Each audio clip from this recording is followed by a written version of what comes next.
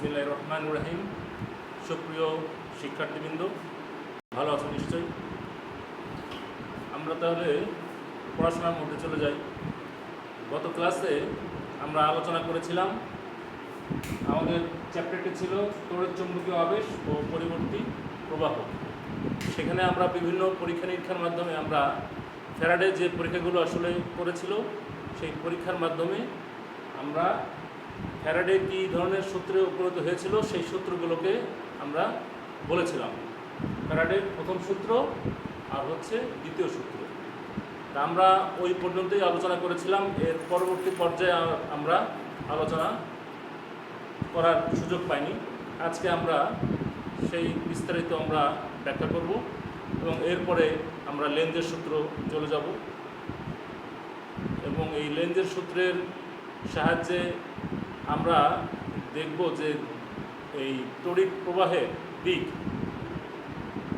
এই তড়িৎ চুম্বকীয় আবেশের ফলে যে তড়িৎ প্রবাহের সৃষ্টি হয়, সেই তড়িৎ প্রবাহের দিকটা কোন দিকে হয় সেগুলো সম্পর্কে আলোচনা করব। এরপরে এই কোনো বর্তনীর মধ্য দিয়ে বিদ্যুৎ প্রবাহিত করলে সেখানে এক ধরনের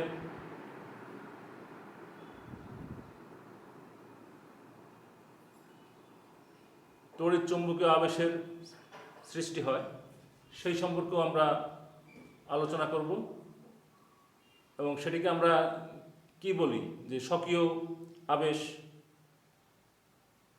এবং সেগুলো আমরা নেক্সটে আলোচনা করব। তোমরা মনোযোগের সাথে ক্লাসটি অবলোকন করো। তা আমাদের ফ্যারাডের যে দ্বিতীয় সূত্র ছিল, আমরা জানি প্রথম সূত্র কি ছিল? যখনই কোনো কুণ্ডলিতে বলরেখা বা ফ্লাক্সের পরিবর্তন ঘটবে, তখনই সেখানে তড়িৎ চৌম্বকীয় আবেশের সৃষ্টি হবে বা আবিষ্ট তড়িৎচালক বলের সৃষ্টি হবে, অর্থাৎ তড়িৎ প্রবাহের সৃষ্টি হবে।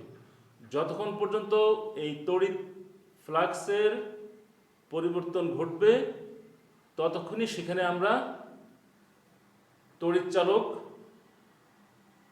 বল বা তড়িৎ প্রবাহ পেতে থাকব। যখনই ফ্লাক্সের কোনো পরিবর্তন ঘটবে না, তখনই আমরা ওই বর্তনীতে কোনো তড়িৎ চৌম্বকীয় আবেশও ঘটবে না, ফলশ্রুতিতে তড়িৎচালক বলেরও উদ্ভব ঘটবে না, ফলশ্রুতিতে তড়িৎ প্রবাহ আমরা পাব না। পরিষ্কার হয়েছে? আর এখন এই যে তড়িৎচালক বল, এর মানটা কি হবে? এই মানটা হবে হচ্ছে ওই বর্তনীতে টোটাল মোট ফ্লাক্সের পরিবর্তন, মোট ফ্লাক্সের পরিবর্তনের হার, অর্থাৎ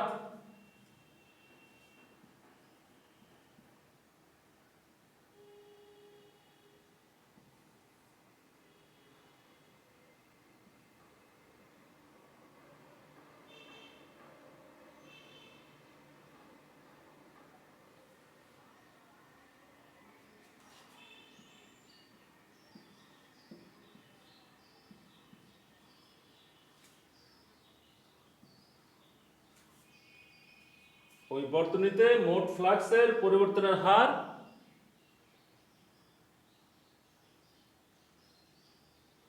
ওই বর্তনীতে তড়িৎ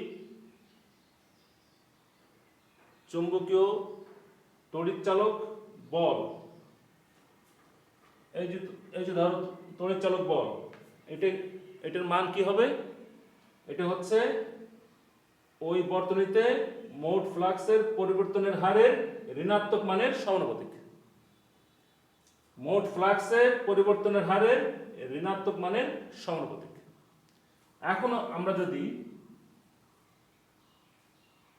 এই সমানুপাতিক উঠিয়ে যদি একটি সংখ্যা বসাই, কে φ2 - φ1 ডিভাইডেড বাই টি, তাহলে এইখান থেকে আমরা দেখতে পাচ্ছি যে সময়ের সাথে মোট ফ্লাক্সের পরিবর্তনের হার এখন যদি আমরা ধরি যদি এখানে সময় t 1 সেকেন্ড 5 1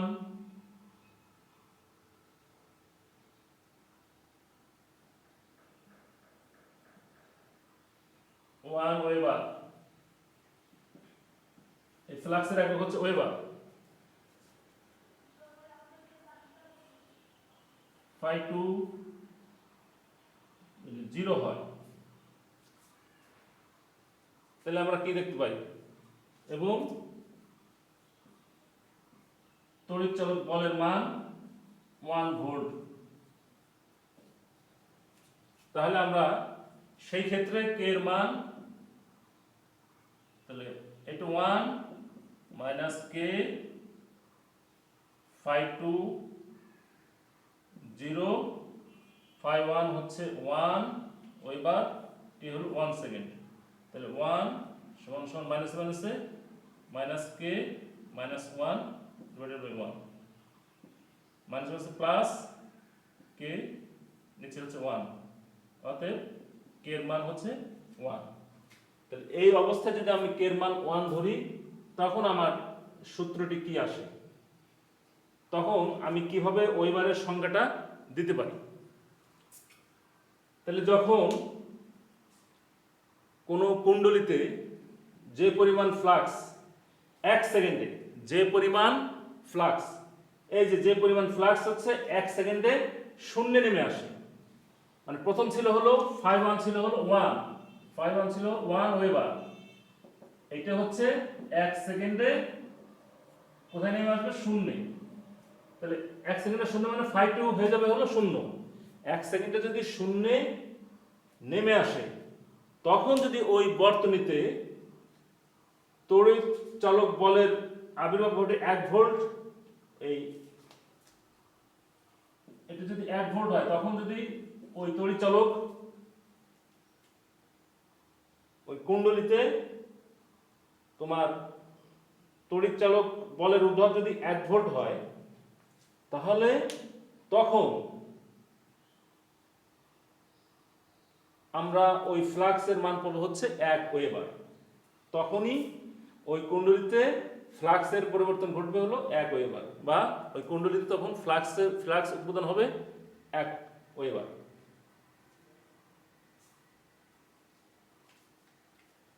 বুঝতে পেরেছো? তাহলে আমরা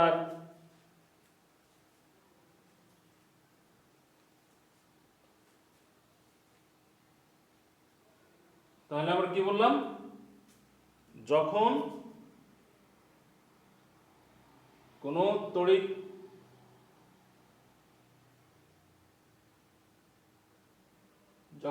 কুণ্ডলীতে আমরা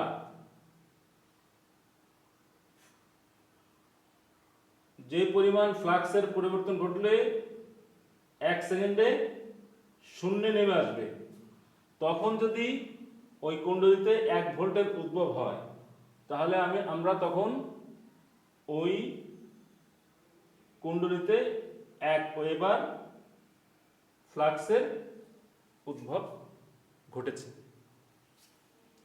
তাহলে আমরা এখান থেকে মোটামুটি আমরা ওয়েবারের সংজ্ঞা শিখলাম।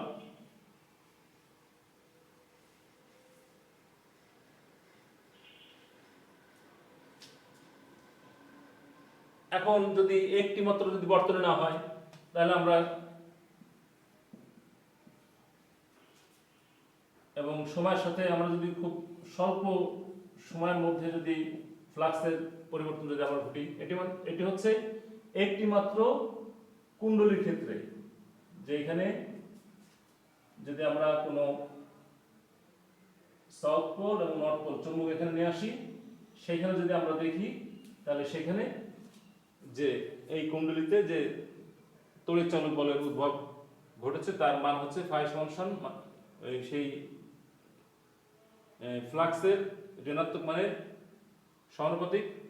তার থেকে আমরা এন এর মান যখন 1 পেলাম, সেই হিসাবে আমরা এখন সূত্রটা চলে যাচ্ছি যে তড়িৎ চালক বল is equal to minus D phi by DT. এখন এই কুণ্ডলী যদি n সংখ্যক হয়, কুণ্ডলীটা যদি অনেকগুলো হয়, তখন সেখানে যদি আমরা এই চুম্বকটা যদি আমরা আনি, গত ক্লাসে তোমাদের দেখিয়েছিলাম, তাহলে সেখানে আমরা লিখতে পারি -n d∅dt, এলো আমাদের সূত্র।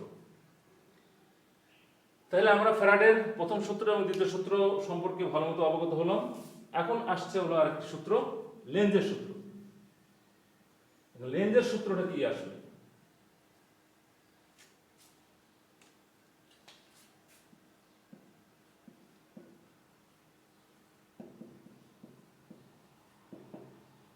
লেন্জের সূত্রের মাধ্যমে আসলে এই যে কোনো বর্তনীতে তড়িৎ চুম্বকীয় আবেশের ফলে যে তড়িৎচালক বল বা তড়িৎ প্রবাহের সৃষ্টি হয়, তার দিক নির্ণয়ের জন্য, তার দিকটা নির্ণয়ের জন্য লেন্জের সূত্রটা প্রযোজ্য। তার মানে আমরা ফ্যারাডের প্রথম সূত্র পেলাম, তারপরে দ্বিতীয় সূত্র পেলাম, আরেকটি সূত্র হলো লেন্জের সূত্রকে আমরা তৃতীয় সূত্র বলতে পারি। যে লেন্জের সূত্রের মাধ্যমে আমরা ওই তড়িৎচালক বলের যে উদ্ভব ঘটলো, কোনো কুণ্ডলীতে ফ্লাক্সের পরিবর্তনের ফলে বা কোনো কুণ্ডলীতে তড়িৎ চুম্বকীয় আবেশ ঘটলেই সেখানে ফ্লাক্সের পরিবর্তন ঘটে। ফ্লাক্সের পরিবর্তনের ফলে সেখানে যে তড়িৎচালক বল বা তড়িৎ প্রবাহের দিক কেমন হবে সেটাকে আমরা এখানে নির্দেশ করি। তাহলে এখন আমরা লেন্জের সূত্র আমরা কি বলতে পারি? যে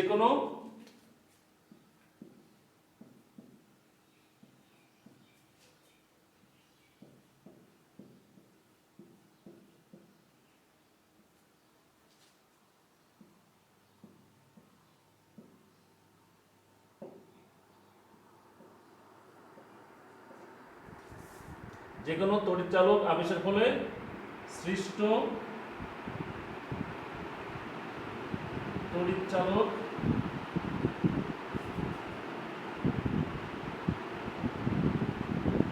বল বা প্রবাহের দিক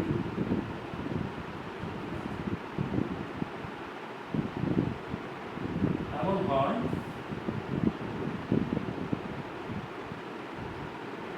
তা সৃষ্ট হওয়া মাত্রই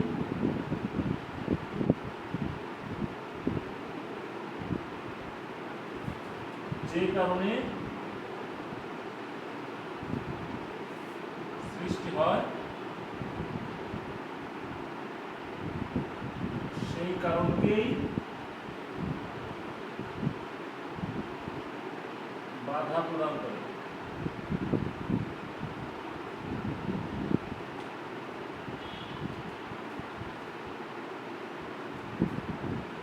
এই তড়িৎচালক বল মাইনাস n সংখ্যক যদি কুণ্ডলী হয়, তাহলে আমরা ওই যে সূত্র এই যে আমরা সেই মাইনাস চিহ্ন, তাহলে আমরা কি বললাম? যে কোনো তড়িৎচালক আবেশের ফলে সৃষ্ট তড়িৎচালক বল বা প্রবাহের দিক এমন হয় তা সৃষ্ট হওয়া মাত্রই যে কারণে সৃষ্টি হয় সেই কারণকেই বাধা প্রদান করে। অর্থাৎ মানে উপকারকারীকে অস্বীকার করা, যে উপকার করে তাকেই সে অস্বীকার করে, এটা হলো সহজ। অর্থাৎ যে কারণে তোমার কোনো কুণ্ডলীতে তুমি একটা চুম্বক, আমরা আসছি এই ব্যাখ্যা দিতে, আমরা যদি এটা বুঝে থাকি তাহলে যে কারণের ফলে এই তড়িৎ প্রবাহ সৃষ্টি হয় সেই কারণকেই বাধা প্রদান করে। এখন আমরা তো এর আগেই আলোচনা করেছি যে যখনই কোনো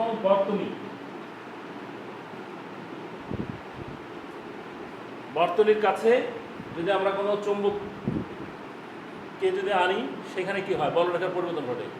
বলরেখার পরিবর্তন ঘটলেই ওই বর্তনীতে তড়িৎচালক বলের বা তড়িৎ প্রবাহের সৃষ্টি হয়। যেখানে এবং সৃষ্টি হওয়া মাত্রই যার জন্য সৃষ্টি হলো তাকেই সে অপোজ করে। এখন কিভাবে করে আমরা এই চিত্রের মাধ্যমে আমরা বুঝতে পারব। এই যে সেই কুণ্ডলী, এখন আমরা এই কুণ্ডলীতে যদি আমরা বর্তনী থেকে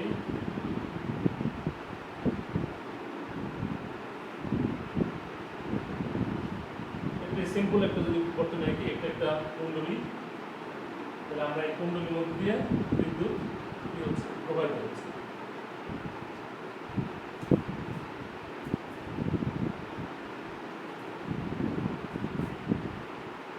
তাহলে এখানেও তড়িৎ চালক বলের প্রভাব পড়বে। আবার যদি এখানে কোনো বিদ্যুৎ যদি প্রবাহিত নাও হয়,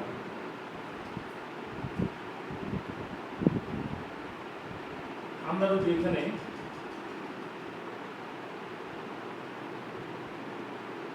সাউথ পোল এবং নর্থ পোল এখানে যদি নিয়ে আসি,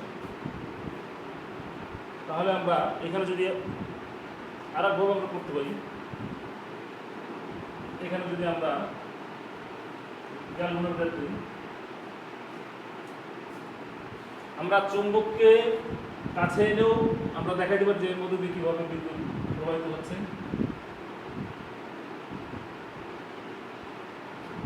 তাহলে আমরা যখন এই কুণ্ডলীর কাছে, এখানে একটা গ্যালভানোমিটার দেওয়া আছে, এই কুণ্ডলীর কাছে যখন এই সাউথ পোলকে যখন নিয়ে আসবো, তখন দেখা যাবে যে এইখান থেকে গ্যালভানোমিটারটা বাম দিকে এইদিকে ডিফ্লেকশন দিবে।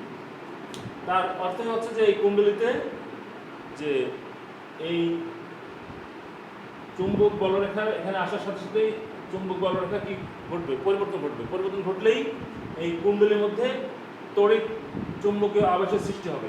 তড়িৎ চুম্বকীয় আবেশ সৃষ্টি হওয়া মাত্রই এখানে তড়িৎ চালক বলের উদ্ভব হবে আর তড়িৎ প্রবাহের সৃষ্টি হবে। তড়িৎ প্রবাহ সৃষ্টি হলে আমরা গ্যালভানোমিটারের মাধ্যমে তার উপস্থিতি পাবো। যখনই আমরা এটা দেখতে পাবো, তখন দেখি যে এই কুণ্ডলীর যে বিদ্যুৎ প্রবাহের দিক, সেটা হচ্ছে কিসের, ঘড়ির কাঁটার দিকে। যখনই ঘড়ির কাঁটার দিকে এই বিদ্যুৎ প্রবাহিত হবে, সাউথ পোল এখানে আনার কারণে, এখানে ফ্লাক্সের পরিবর্তন কারণে, তাহলে আমরা যদি এই ডান পাশ থেকে দেখি, তাহলে এইখান থেকে দেখলে আমরা দেখবো যে এটা ঘড়ির কাঁটার একটা যদি ঘড়ি হয়, তাহলে আমরা দেখবো যে ঘড়ির দিক এইদিকে, ঘড়ির কাঁটার দিকে ঘুরছে। আবার যদি আমরা এটাকে সরিয়ে নিই, আমরা যদি এইদিকে নেই, তখন আমরা দেখব জাস্ট উল্টা দিকে।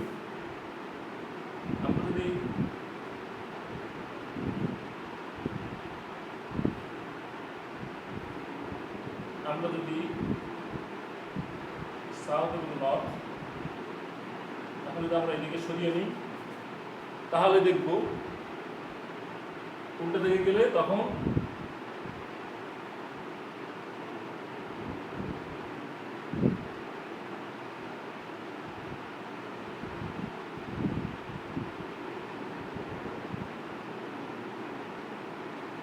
এটা হবে হলো ঘড়ির কাঁটার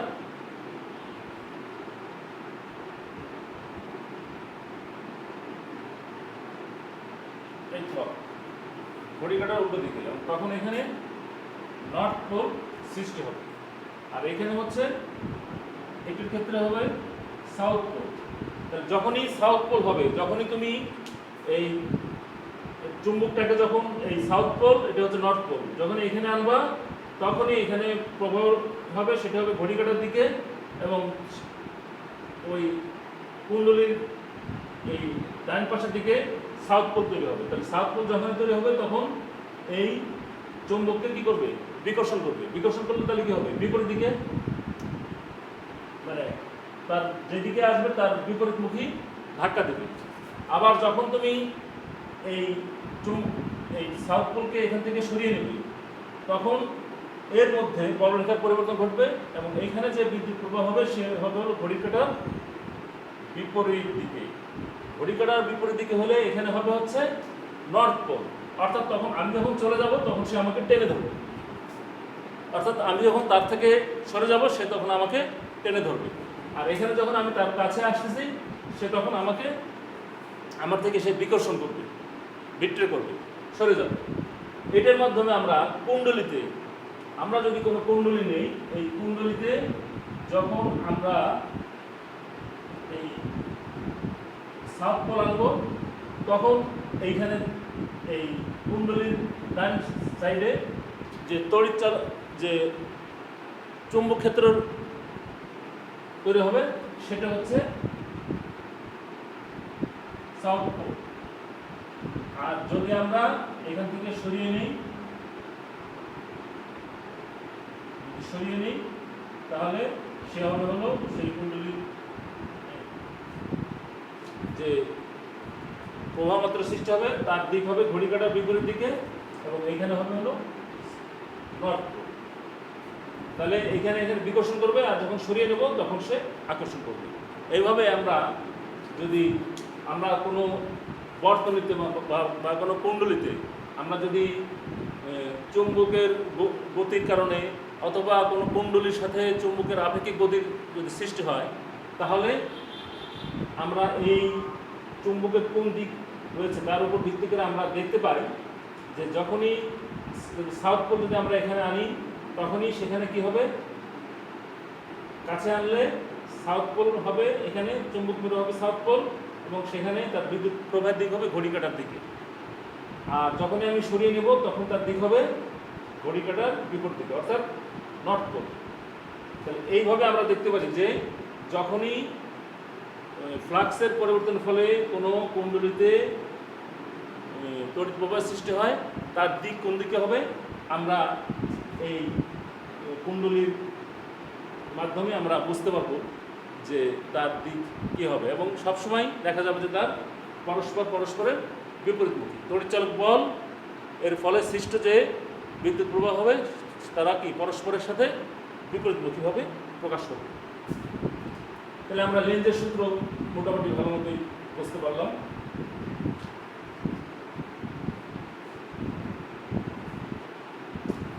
এখন লেন্জের সূত্র বোঝার পরে আমরা এখন চলে আসব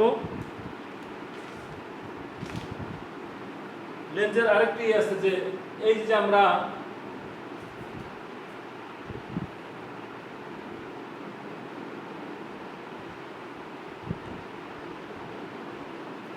এই প্রবাহের দিক হচ্ছে ঘড়ি কাঁটার দিকে, এবং এখানে সাউথ পোলের উদ্ভব।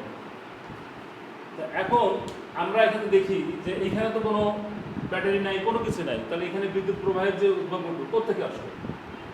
এখানে যে ফ্লাক্সের পরিবর্তন ঘটলো তার ফলে কি বিদ্যুৎ প্রবাহের, যেহেতু আমরা শক্তির যে নিত্যতা সূত্র, এখানে কোনো শক্তির কোনো উৎস নাই, তাহলে এই শক্তি আসলো কোথেকে? আমরা যখনই একটা দণ্ডচুম্বকে এখানে আনি তখনই তার মধ্যে বিদ্যুৎ প্রবাহের সৃষ্টি হবে। এখন এখানে ফ্লাক্সের পরিবর্তন ঘটলো, ফ্লাক্সের পরিবর্তন ঘটার সাথে সাথে এখানে আরেকটি চৌম্বক ক্ষেত্রের উদ্ভব ঘটলো, ঘড়ি কাঁটার দিকে বিদ্যুৎ প্রবাহ তৈরি হলো, এবং এখানে সাউথ পোল তৈরি হলো। তাহলে এই সাউথ আর এই সাউথ কী করছে? বিকর্ষণ। এই বিকর্ষণের আমি যখন এখানে নিয়ে আসছি সাথে সাথেই কিন্তু ফ্লাক্সের পরিবর্তন এবং এখানে মানে তৎক্ষণাৎ সাউথ পোলের উদ্ভব ঘটলো। এই সাউথ পোল উদ্ভব ঘটার সাথে সাথে এই সাউথের সাথে সে কী করবে? বিকর্ষণ করবে। আমাকে কিন্তু যদি এখানে বিদ্যুৎ প্রবাহ রাখতে হয় তাহলে আমি এই বিকর্ষণের বিরুদ্ধে কিন্তু আমাকে এখানে আসতে হবে। আবার যখন যাব তখন এখানে পরিবর্তন ঘটার সাথে সাথে এখানে নর্থ পোল তৈরি হবে, এবং সে আমাকে টেনে ধরবে। সে টেনে ধরার বিরুদ্ধে কিন্তু আমাকে কাজ করতে হবে। এই যে কাছে আসলে বিকর্ষণ, সরে গেলে আকর্ষণ, এর বিরুদ্ধে যে আমরা শক্তি প্রয়োগ করতেছি, এই শক্তিটাই আসলে এইখানে তড়িৎ চালক বলের উদ্ভব ঘটাচ্ছে। ফলশ্রুতিতে এই কুণ্ডলীতে আমরা তড়িৎ প্রবাহ পাচ্ছি। তাহলে পরিষ্কার, তাহলে এখানে নিত্যতা সূত্রের কোনো ব্যত্যয় ঘটেনি, অর্থাৎ এখানে আমাদের যে যান্ত্রিক এখানে ফ্লাক্সের পরিবর্তন ঘটে, কিন্তু সেই ফ্লাক্সের পরিবর্তন ঘটানোর জন্য আমাদের কী দরকার হয়? এই যান্ত্রিক শক্তি। আমি যে হাত দিয়ে শক্তি প্রয়োগ করতেছি বা এটা কোনো মেকানিক্যাল মানে যন্ত্রের সাহায্যে যদি আমরা এই কাজটা করে থাকি তাহলেও আমরা এখানে মানে অবিরাম বিদ্যুৎ প্রবাহ পাবো, এবং সেটা সময়ের সাথে দিক পরিবর্তন হবে। এই যে তোমার পরিবর্তী প্রবাহ, এখান থেকে তার উদ্ভব। একবার যেদিকে হবে সরাই নিয়ে গেলে তার উল্টা দিকে হবে। এটা যতক্ষণ পর্যন্ত এই ফ্লাক্সের পরিবর্তন ঘটবে ততক্ষণ পর্যন্ত এখানে অবিরাম দিক পরিবর্তী বিদ্যুৎ প্রবাহের উদ্ভব।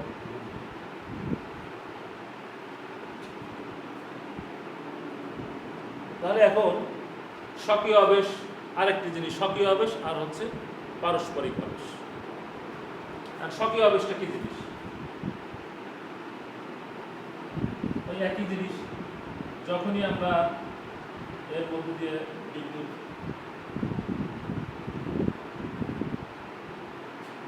প্রবাহিত করব, তখন এই কুণ্ডলীর মধ্যে আরেকটি বলের উদ্ভব ঘটবে। কারণ যখনই এখানে এর মধ্যে দিয়ে যখন বিদ্যুৎ প্রবাহিত ঘটবে এই কুণ্ডলীর মধ্যে দিয়ে, এই প্রবাহ মাত্রার পরিবর্তনের সাথে সাথে এখানে আরেকটি, আমরা তো জানি যে ফ্লাক্সের পরিবর্তন ঘটবে। যখনই ফ্লাক্সের পরিবর্তন ঘটবে তখন এই কুণ্ডলীর মধ্যে নিজস্ব আরেকটি তড়িৎচালক বলের উদ্ভব ঘটবে, যার কারণে এইখানকার যে ব্যাটারির মাধ্যমে যে বিদ্যুৎ প্রবাহিত হচ্ছিল তার বিরুদ্ধে সে কাজ করবে।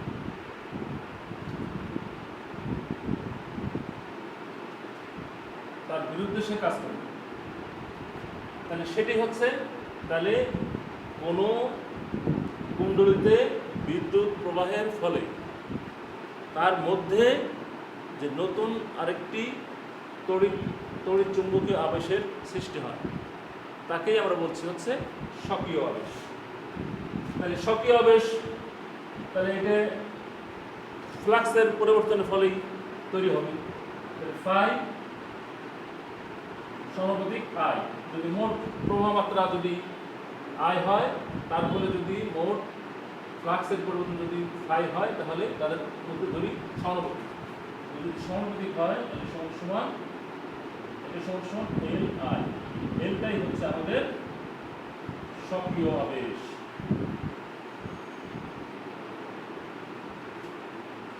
তাহলে আমরা তো জানি ফাই সমান মাইনাস একটি, যদি এটা যদি একটি হতো তাহলে D phi by DT. Phi সমান আমরা জানি ফাই হচ্ছে L I, D by DT L I. তাহলে আমরা লিখতে পারি minus L D I by D. এখন যদি এটা এন হয়, এন সংখ্যক কুণ্ডলী, এখানে এন সংখ্যক কুণ্ডলী আছে, তাহলে minus N L D I by D.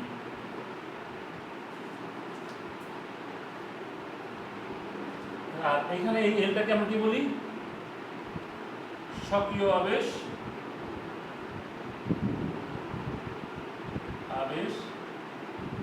গুণাঙ্ক। এই স্বকীয় আবেশ গুণাঙ্ক কাকে বলে? এখান থেকে আমরা বের করে নিতে পারি।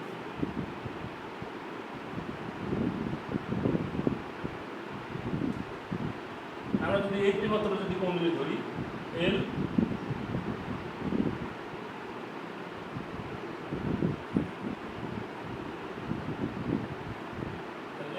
এটাকে আমরা কিভাবে আমরা দেখতে পারি? ডিআই বাই ডিটি, এই প্রবাহ মাত্রার পরিবর্তন যদি 1 হয়, তাহলে আমরা কি লিখতে পারি? এটা যদি 1 হয় তাহলে ওই কুণ্ডলীতে যে তড়িৎ চালক বলের উদ্ভব ঘটবে তাকে আমরা বলছি হলো স্বকীয় আবেশ গুণাঙ্ক। অর্থাৎ আই হচ্ছে প্রবাহ মাত্রা আর টি হচ্ছে সময়, একটা নির্দিষ্ট সময় প্রবাহ মাত্রা। তাহলে একক সময়ে প্রবাহ মাত্রার পরিবর্তন এর ফলে, একক সময়ে প্রবাহ মাত্রার পরিবর্তনের ফলে ওই একক কুণ্ডলীতে যে পরিমাণ তড়িৎ চালক বলের উদ্ভব ঘটে সেটি হচ্ছে ওই কুণ্ডলীর স্বকীয় আবেশ গুণাঙ্ক। তাহলে এই সংজ্ঞা থেকেই তুমি কিন্তু বের করে ফেলতে পারো যে স্বকীয় আবেশ গুণাঙ্ক কাকে বলে। এখন যদি আবার আসি যে পারস্পরিক আবেশ গুণাঙ্ক, আরেকটি শব্দ রয়েছে পারস্পরিক আবেশ গুণাঙ্ক। পারস্পরিক আবেশ, প্রথম আসছে হলো পারস্পরিক আবেশ, এরপর হলো পারস্পরিক আবেশ গুণাঙ্ক। এখন এই পারস্পরিক আবেশটা কি জিনিস? পারস্পরিক আবেশটা হলো এইখানে বিদ্যুৎ প্রবাহের ফলে যে স্বকীয় আবেশ তৈরি হলো, এখন এর পাশে যদি আরেকটি আরেকটি কুণ্ডলী থাকে, এইখানে তার পাশে যদি আরেকটি কুণ্ডলী থাকে তাহলে এইখানেও বলরেখার পরিবর্তন ঘটবে। তাহলে এইখানে বলরেখার পরিবর্তন ঘটলে যে তড়িৎ চুম্বকীয় আবেশের সৃষ্টি হয়, এই দ্বিতীয় কুণ্ডলীতে যে তড়িৎ চুম্বকীয় আবেশের সৃষ্টি হয় সেই তড়িৎ চুম্বকীয় আবেশকে আমরা বলছি হলো পারস্পরিক আবেশ। দ্বিতীয় কুণ্ডলী, এটা হলো প্রথম কুণ্ডলী, এটা হচ্ছে দ্বিতীয় কুণ্ডলী।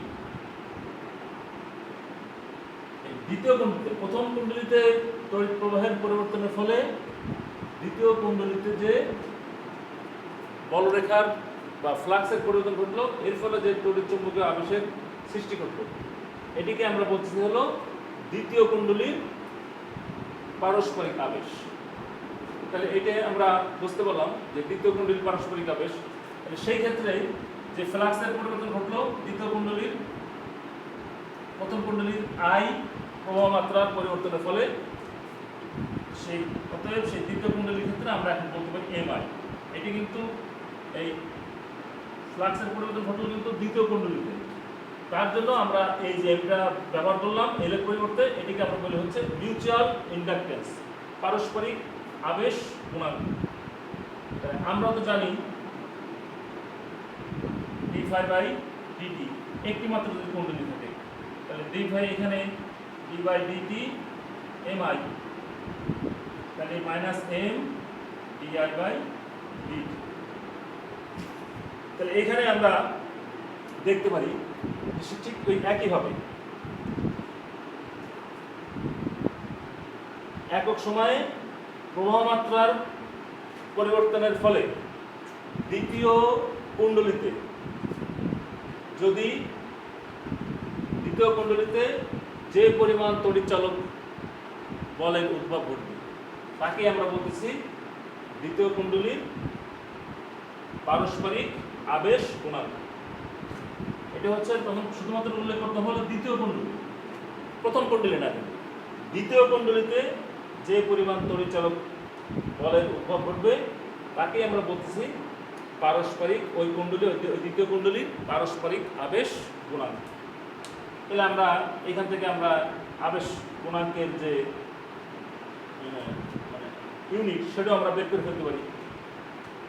এম সমান সমান আমরা তো জানি যে এই আবেশ গুণাঙ্ক পারস্পরিক বা সক্রিয় আবেশ গুণাঙ্কের হচ্ছে হেনরি, এইচ দ্বারা আমরা হেনরি বিজ্ঞানী হেনরি এটিকে আবিষ্কার করেন, সেই জন্য নাম দিয়েছি আমরা হেনরি। তাহলে আমরা একই কিভাবে এম সমান সমান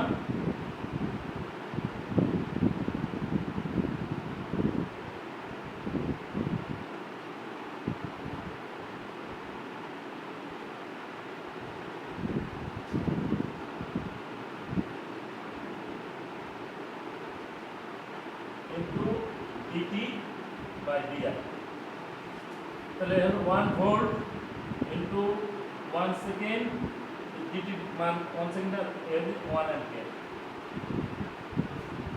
এই যে আমরা পেয়ে গেলাম 1 ভোল্ট 1 সেকেন্ড 1 অ্যাম্পিয়ার।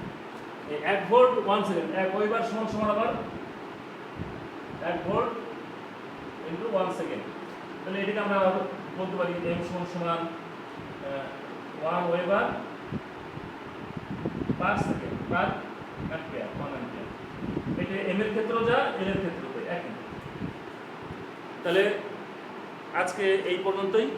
নেক্সটে আমরা এখানে পারস্পরিক আবেশ গুণাঙ্ক সম্পর্কে ভালো মতো বুঝতে পারলাম। এখন এই পারস্পরিক আবেশ গুণাঙ্কের মাধ্যমে এই পারস্পরিক আবেশ কীভাবে সৃষ্টি হলো এর ব্যবহারিক প্রয়োগে আমরা নেক্সটে আসবো ট্রান্সফর্মার। এই ট্রান্সফর্মার সম্পর্কে আমরা আলোচনা করব এবং সেখান থেকে কীভাবে পরবর্তী প্রবাহটা সৃষ্টি হলো সেগুলো আমরা বিস্তারিত আলোচনা করে আমরা এই চ্যাপ্টারকে শেষ করে দেবো। আজকে এই কথা, ধন্যবাদ।